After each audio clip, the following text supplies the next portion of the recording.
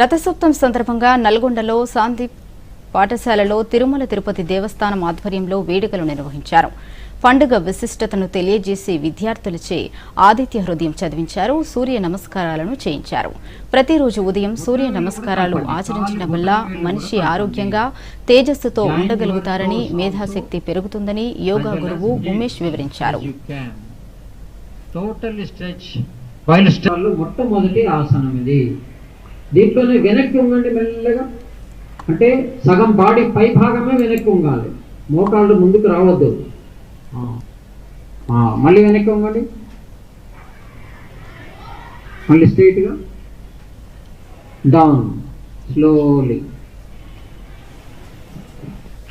చేసి వెళ్ళిపోతుంది. కాబట్టి భారతీయులు అంటే మనం భాస్కరుణ్ణి ఆరాధించే వాళ్ళం కాబట్టి ఆరోగ్యానికైనా జ్ఞానానికైనా సూర్య భగవానుడు కేంద్ర బిందువు అనమాట. అందుకని మనం ఈరోజు రథసప్తమి రోజు ఆ సూర్య భగవాను నుండి స్మరించుకొని ఆయన శ్లోకాలు చదవడం, వ్రతాలు, దీక్షలు, ఆయనకు పూజలు చేయడము, ఇవన్నీ కూడా మనం చేస్తారు. ఈ భారతదేశంలో ఒక సంప్రదాయం, పరిపాటి అనమాట. దాని వెనుక ఉన్నటువంటి సైన్స్ను కూడా మనం గమనించాలి.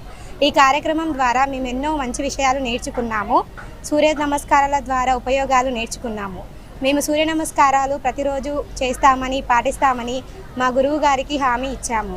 ఈ రథసప్తమి గురించి మాకు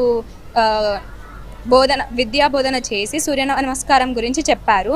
సూర్య నమస్కారం చేస్తే మాకు ఎన్నో విద్యా లాభాలు, హెల్త్ లాభాలు కూడా చాలా ఉన్నాయి. మా విద్యార్థులను ఉద్దేశించి ఈ పూజా కార్యక్రమంలో పాల్గొని విద్యార్థులకు సూర్య నమస్కారం యొక్క ప్రాముఖ్యతను, ప్రశస్తను తెలియజేసి మా విద్యార్థులకు ఒక ఆలోచన విధానాన్ని, వాళ్ళలో శక్తి ఎలా, సూర్యుని యొక్క, భాస్కరుని యొక్క శక్తిని ఏ విధంగా తమ యొక్క ఉన్నతికి, తమ యొక్క ఆరోగ్య శక్తికి